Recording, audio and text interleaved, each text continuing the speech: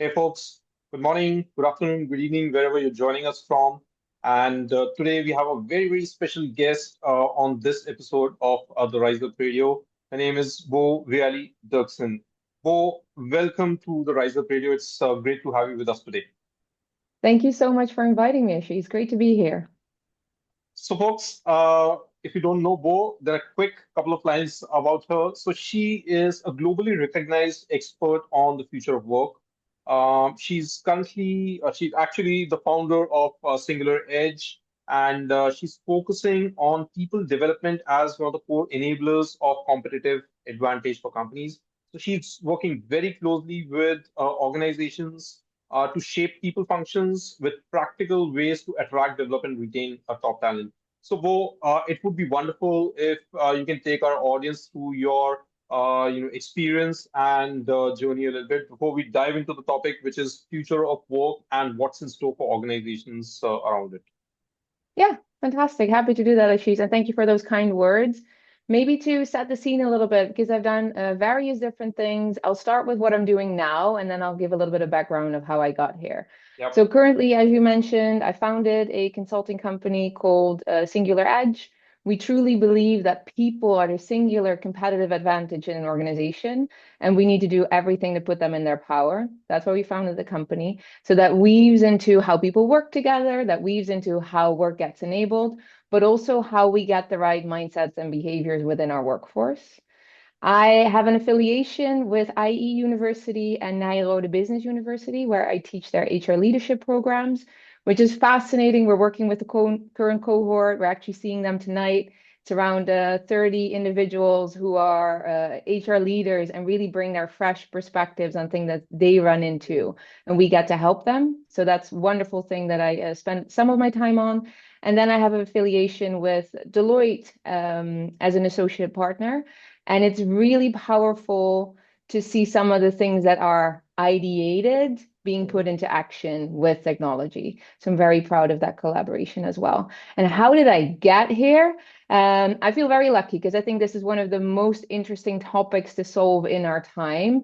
How do Mhm. we make sure that technology and people work together very well? Yep. I got here through my work as a consultant. I worked in the Netherlands, but also New York and in Copenhagen.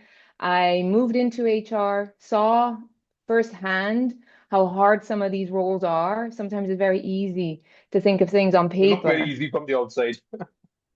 but then putting them into practice and moving Yeah. people is a challenging thing, right? So I got Correct. deep appreciation for the tasks that HR leaders and learning leaders have. Mhm. And then I was with the Josh Bursing company for a number of years. Mhm. And I truly believe Josh is a great mentor of mine. I think he is a fantastic leader and thought leader in the field. So I got to experience some of the thinking that he has around how can you optimize systems around people so that you can get the best out of organizations and people. And that's a little bit of the backstory of me. And I just love the evolving space that we're in. We're Mhm. really seeing that people are a key component Yep. to transforming organizations and getting to those outcomes. Yeah. And you mentioned, HR function and being very close to it. The entire function is at a crossroads, isn't it, Bo? Yeah, tremendously, tremendous crossroads. So you're seeing various different things in the market. You're Yeah. seeing some organizations like a Bolt, for example, who say Mm. we're completely moving away from the traditional HR model. Yeah. And they said we've done away with HR. If you look into it a little bit deeper, what you actually see is that they have Mm. HR ops absorbed within their operations function, and Right. they've done away with some of the more what we would say softer side of HR Mm. processes, which are actually Mm. very, very hard to do, Mm. like their talent management processes, etc. Right. You see organizations like a Moderna, Mm. where after a lot of work, very careful and deliberate Yep. work actually, to look at what does HR do, what does IT do, Right. and really looking at work outcomes. They have merged their IT and HR function. So Mm. Tracy Franklin's now heading both. Mm. And Tracy is a fantastic individual. I had the pleasure to meet her, and she's really bright. But I Mm. saw some comments online where people said Tracy must be so spectacular that she's able to take on both of these roles. I Yeah. actually think what's happening is that Moderna is really looking at their workforce as Hmm. humans Yeah. supported by technology, and Right. they've been able to look at that workforce as whole and therefore It's combining very those natural for that amalgamation to happen, no? I mean, it's not unnatural at all when once you start looking at it from that lens. It exactly, if you look at it from that lens, it's sort of almost like a natural True, consequence. true. I do think it's sort of writing on the wall. Is this a playbook for all Hmm. organizations? That I'm not sure Hmm. about, Hmm. because some organizations might be quite far removed, and Right. Moderna is in its core very tech oriented Hmm. already. Hmm. But the whole work redesign, because Tracy's actually quite open about it, that they've Hmm. looked at the work that needs to get delivered and the outcomes that need to get delivered Yeah. carefully over Yeah. 4 years. And then you could think Yeah. about things like, what is it actually that we want to achieve when we have employee experience? What kinds of Hmm. tools support there? Who are Hmm. Hmm. responsible for these things? And peeling off the layers in HR, peeling off the layers in IT, and Yeah. then actually realizing that it might make more sense to combine some of these roles rather than have them Right. separate. Right. That seems very natural to me. But if we just read the headlines, then it might seem like this is a cost reduction exercise, right? Hmm. Or that this is something that is almost like a marketing stint, Hmm. or in name only. Yeah. But if you look and if you dig a little bit deeper, a lot of work went into That's that. true. And I think that work, regardless of where you are in the organization, regardless of which business unit or which function, that work will need to happen Hmm. because AI and what technology can do now to support our Correct. work is just Correct. drastically different than it was 5 years ago. True. And we need True. to relook at the word outcomes that we want to deliver. Correct. And your comment and your statement couldn't be more relevant today. Just today, the news came in that Citibank has augmented its 40,000 odd technology workforce with agentic AI capabilities. Now that is huge, right?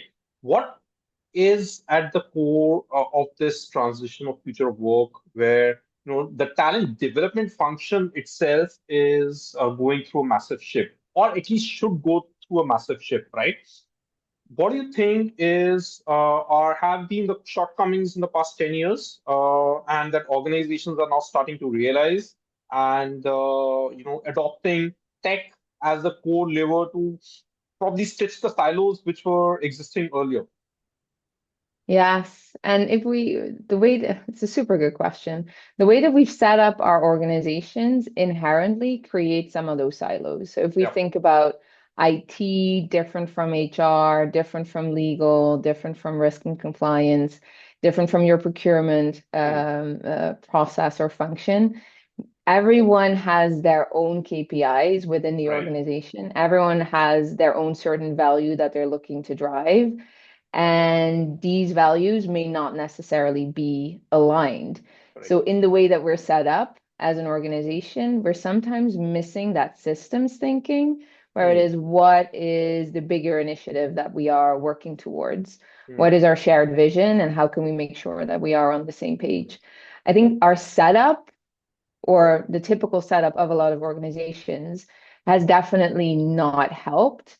Hmm. I think now is an opportunity if we really want to take advantage of some of the opportunities that are in front of us, we Yeah. need to find ways to come Right. together, Right. and rally behind some of the big problems that we want to solve within our organizations. Right.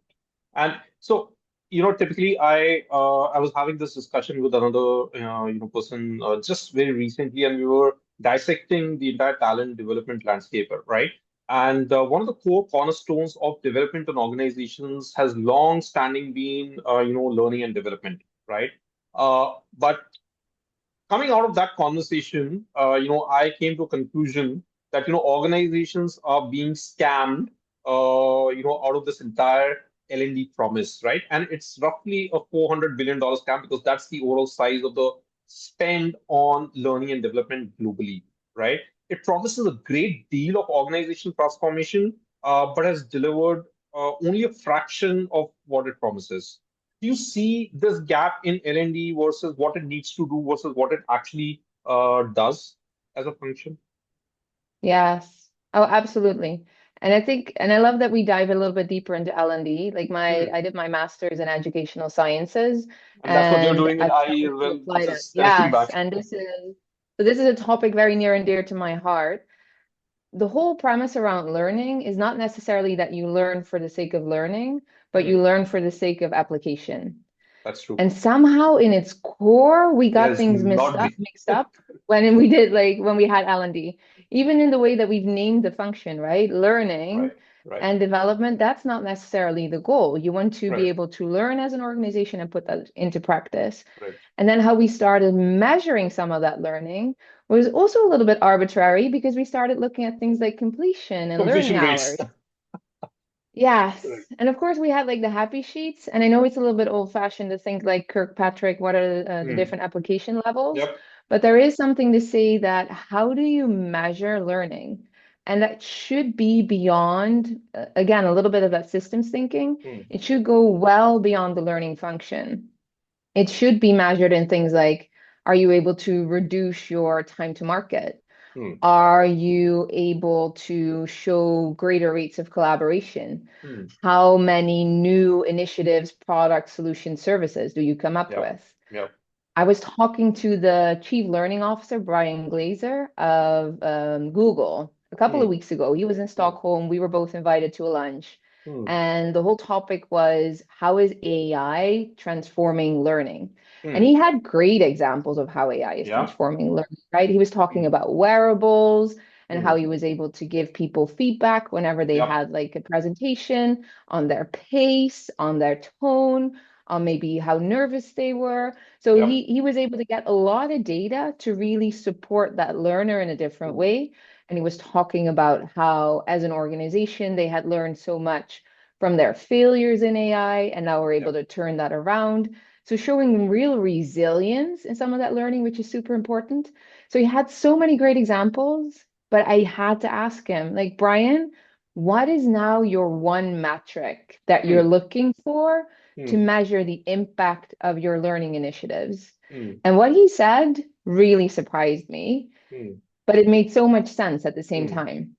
He says, we measure trust.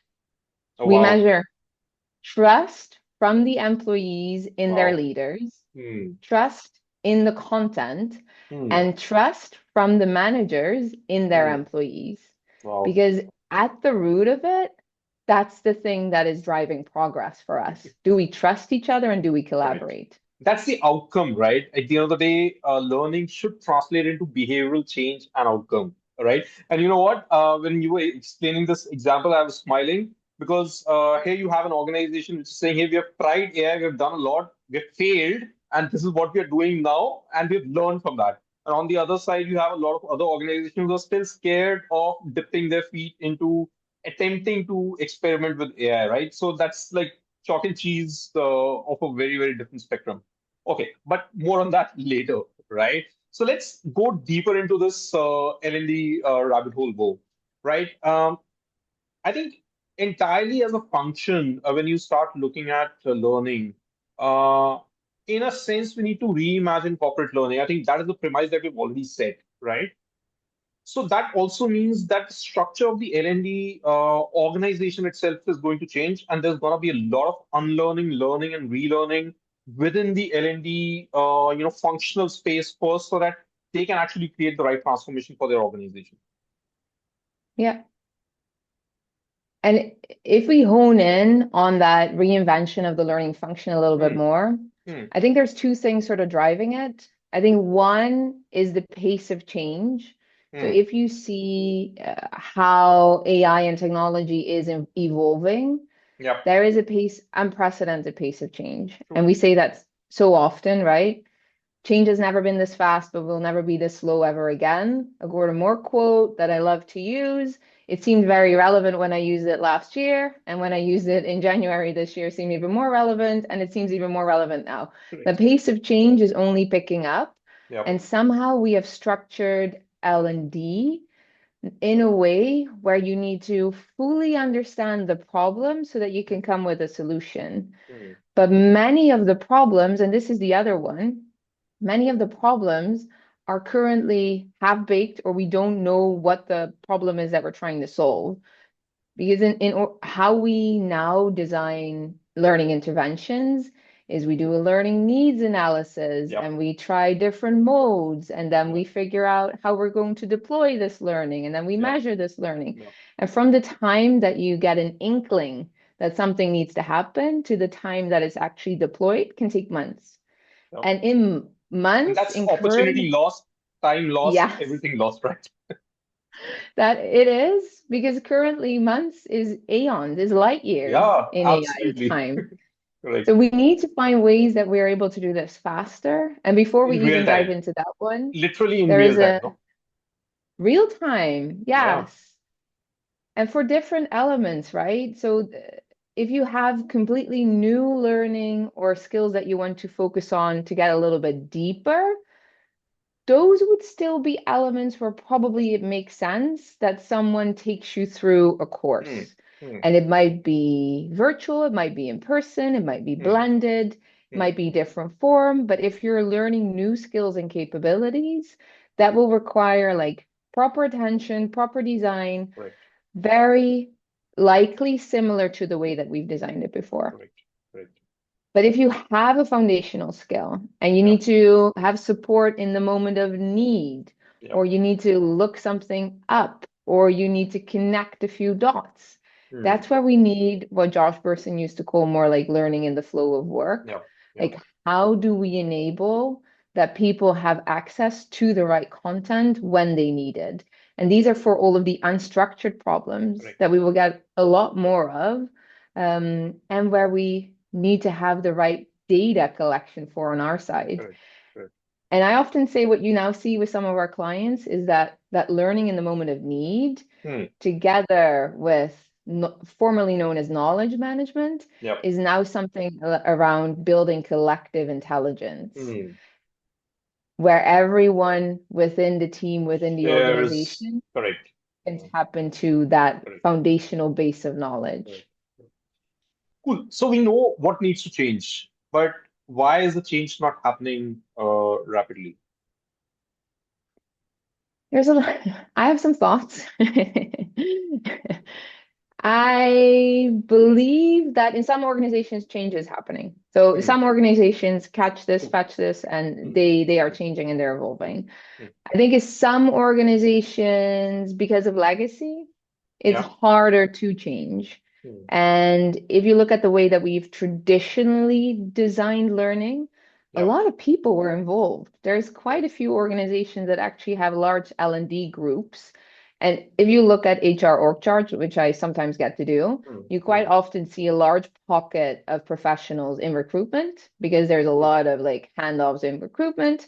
And Right. then you see a larger pocket of professionals in L&D Yeah. because quite often these people would either develop or curate the content. So it could be like a True. more vendor management type setup, or it could Hmm. be people actually doing the development and the design. Hmm. So FTE wise, those are the Yeah. functions that tend to be a little bit heavier. Now, Yeah. if you have a lot of people, that means that you have a lot of big roles there. That's true. Someone is the Yep. chief of this, Yep. and what needs to happen to transform is you need to want to transform your role. Yep. You need to be completely okay with reinventing the way that work gets delivered. True. And you need to almost be okay with making your current role obsolete in some That's ways. true. That's true. Because there is technology that now can help Yep. you with Yep. design. There is Right. technology that can help you with deployment. There is technology that can put this out into the space fast, True. but you need to see it, Yep. experiment with it, want it, Yep. believe it, in some ways also sell it, but then are you selling out the rest of your team? So there is that component to it. It's very That human. concern, yeah, correct. So it That is, but you know what, Bo, at the end of the day, either they do it themselves or, their CFO is going to come across, in a year's time or maybe a couple of years' time, and they're going to do it for them. No? definitely. And you're already seeing that people are being asked to change in terms of Correct, impact and outcome, and also asking more around correct, what can we do? We've correct. invested so much in learning, but it's still not really a Delivering. user-centric Yeah, correct. experience. Correct. How can we connect all of those different True. vendors that we have? True. How can we have more impactful metrics that we're using? True. So that question is being asked, and I do see some forward-leaning L&D Hmm. professionals, Hmm. leaders Hmm. reaching out because they do Hmm. see the writing on the wall. Yeah. And the L&D function is one of the most creative within all of HR. So there's True. also a little bit of letting go of that part of the role, That's true. maybe. That's true. There's a lot of things that It's come into hard. play. I totally get it, Bo. It's really hard. There's a very high human element to it. There's a very high creativity element, like you said, right? There's a very high, personal angle to it because you believe in that mission that hey, we are developing people in our organization and we are making an impact towards the organization's goal. So it becomes sentimental to a large extent. 100%. But I do, to your point, really believe that learners are looking for more Hmm, usable, hmm, clear yeah, experiences where they have an experience where they can type things into correct, a chat bot and correct. get the right response.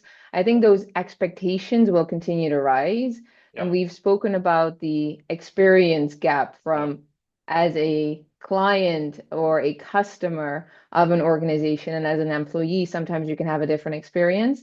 That can be frustrating. We saw financial services, there was actually a lot of frustration hmm, that as an employee, when you were online and you wanted to request a day off, it will be yeah, super, super cumbersome. You need to talk to your manager directly. right, right. You cannot do it online, but if you are a customer of the bank, you can request your mortgage online, which is like Correct. a much more complex process. True. There is that discrepancy, which causes a little bit of frustration. Yeah. And we will get more of that when it comes to learning. Some organizations have things like their own GPTs where you Yeah. have your chatbots where you can ask certain questions.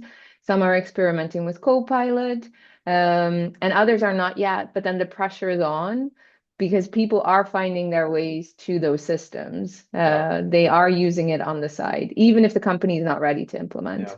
Yeah. So I think these are some solid use cases on AI. Are you also seeing some use cases in the learning space, Bo, of AI and how it's starting to penetrate?